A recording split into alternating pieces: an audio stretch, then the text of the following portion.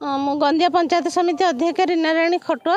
ଆଜି ଆମର ଯେଉଁ ଅଭିଯୋଗଟି ଆସିଛି ଆପଣ ମାନେ ଦେଖୁଥିବେ, ଆମର ମନ୍ଦାର ପଞ୍ଚାୟତର ଆସିଛନ୍ତି ଜନସାଧାରଣ ଏବଂ ବିଏସ୍ଏସ୍ କମିଟି, ବଳରାମ ଦାସ ପୀଠର କମିଟିର ସମସ୍ତ ସଦସ୍ୟ ସମସ୍ତେ ଆସିକି ସେମାନେ ଆଜି ଅଭିଯୋଗ ଦେଇଛନ୍ତି ବିଡ଼ିଓ ମହାଶୟଙ୍କୁ। ସେମାନଙ୍କର ଅଭିଯୋଗ ହେଲା ଯେ 11/11/2023 ଆମର ଯେଉଁ ଭିଏସ୍ଏସ୍ କମିଟି ତାଙ୍କର ସରକାରଙ୍କର ଯେଉଁ ନିୟମଟି ଆସିଥିଲା ବା ସରକାରଙ୍କର ଯେଉଁ ଭିଏସ୍ଏସ୍ ଘରଟି ଆସିଥିଲା, ସେ ଲବନିକା ଗ୍ରାମରେ ମିଟିଂଟି ହେଇଥିଲା।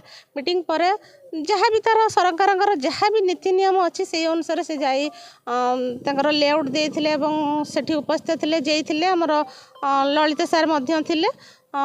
ଯାଇକି ତାଙ୍କର ଲେଆଉଟ୍ ଦେଇକି ସେ କାର୍ଯ୍ୟ ତାଙ୍କର ଆରମ୍ଭ କରିଥିଲେ ଭିଏସ୍ଏସ୍ କମିଟି। ଏବେ କିଛି ଦିନ ପରେ ତାଙ୍କର କାର୍ଯ୍ୟ ଚାଲୁଥିଲା ଏବଂ ଏବେ ଇଲେକ୍ସନ୍ ପରେ ଜେଇ ମ୍ୟାଡ଼ାମ୍ ଏବଂ ଆସିଷ୍ଟାଣ୍ଟ ଇଞ୍ଜିନିୟର ସେ କହିଲେ ଯେ ତୁମେ ଆଉ ସେ କାମ ଭିଏସ୍ଏସ୍ କମିଟି କରିପାରିବ ନାହିଁ। ସେମାନେ ଯେତେବେଳେ କ୍ୱେଶ୍ଚିନ୍ କଲେ ଯେ ଆମେ କାହିଁକି କରିପାରିବୁ ନାହିଁ, ଯେ ମନ୍ତ୍ରୀଙ୍କର ନିର୍ଦ୍ଦେଶ ଅଛି ଆମେ ଯେତେ ସବୁ କାମ ଅଛି ଆମର ନୂଆ ଲୋକ କରିବେ, ତାଙ୍କ ଲୋକମାନେ କରିବେ, ତାଙ୍କର ସେଇ ଉଦ୍ଦେଶ୍ୟ। ତେଣୁକରି ସେମାନେ ଯେଉଁ ଭିଏସ୍ଏସ୍ କମିଟିର ଯେଉଁ ସଦସ୍ୟମାନେ ଯଦି ଆପଣଙ୍କର ମନ୍ତ୍ରୀ କି ଯିଏ ତାଙ୍କର କରିବାର ଥିଲା ସେଇଟା ଆଗରୁ ନିୟମ କଲେନି, ତାହେଲେ ଭିଏସ୍ଏସ୍ କମିଟିକୁ କାହିଁକି ପ୍ରାଧାନ୍ୟ ଦେଉଥିଲେ? ଭିଏସ୍ଏସ୍ କମିଟି ଯେଉଁ ଶ୍ରମ ବା ଯେଉଁ ତାଙ୍କର ଯେଉଁ ଅର୍ଥ ବ୍ୟୟ କରିଥିଲା ସେ ଅର୍ଥର ସେ ପାଉଣା କେମିତି ପାଇବେ?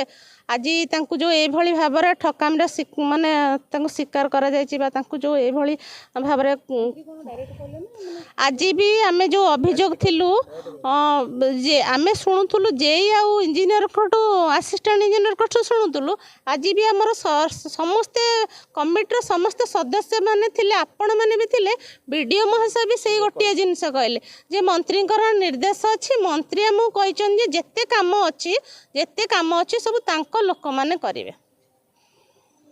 ଏଇଟା ହେଉଛି ମୁଁ ଆଜି ଆପଣମାନଙ୍କ ସମ୍ମୁଖରେ ଜଣାଇ ଦେବାକୁ ଯାଉଛି ଯେ ତ ପଞ୍ଚାୟତ ସମିତିର କାମ ନା, ମନ୍ତ୍ରୀ ଆସିବେ, ସେ ତାଙ୍କର କେଉଁଠି ଯଦି ଫଲ୍ସ କାମ ହେଲା କି କ'ଣ ହେଲା ମନ୍ତ୍ରୀ ତାଙ୍କର ଅଫିସର ପଠେଇକି ସେ ତଦନ୍ତ କରିବେ। ତା ଅର୍ଥ ନୁହେଁ ଯେ ଯେତେ ସବୁ କାମ ଅଛି ମନ୍ତ୍ରୀ ଅଚାନକ ଆସିକି ଛଡ଼େଇକି ନେବେ, କହିବେ ମୋ ଲୋକମାନେ କରିବେ। ଏଇଟା ତ ଏକ ନିନ୍ଦନୀୟ ଘଟଣା। ମୁଁ ସେଇଟା ଆପଣମାନଙ୍କ ଜରିଆରେ ଜଣାଇ ଦେଉଛି। ଆମେ ଚାହୁଁଛୁ ୟାର ଆମର ଯେଉଁ ଭିଏସ୍ଏସ୍ କମିଟି ଅଛନ୍ତି ସେଇ ଭିଏସ୍ଏସ୍ କମିଟିକୁ ଉଚିତ ନ୍ୟାୟ ଦିଆଯାଉ।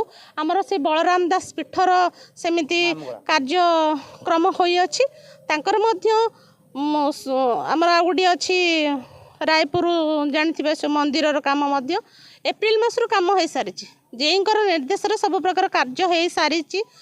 ଜେଇଙ୍କର ଯେକୌଣସି କାର୍ଯ୍ୟକ୍ରମ ମାନେ କାଗଜପତ୍ର ଯାହା ବି ତାଙ୍କର ସବୁ କାଗଜପତ୍ର ତାଙ୍କ ପାଖରେ ଫଟୋ ସହିତ କାଗଜପତ୍ର ପଠା ସରିଛି। ତା ବାଦ ବି ସେ ଚେୟାରମ୍ୟାନଙ୍କର ପଞ୍ଚାୟତ ବୋଲି ସେ ଜାଣି ଶୁଣିକି ଆମ ପଞ୍ଚାୟତର ବିଲ୍ ଗୁଡ଼ିକ କରୁନାହାନ୍ତି, ଲୋକଙ୍କୁ ହଇରାଣ କରୁଛନ୍ତି ଏବଂ ଆମର ଜନସାଧାରଣ ଲୋକମାନଙ୍କୁ ହଇରାଣ କରୁଛନ୍ତି।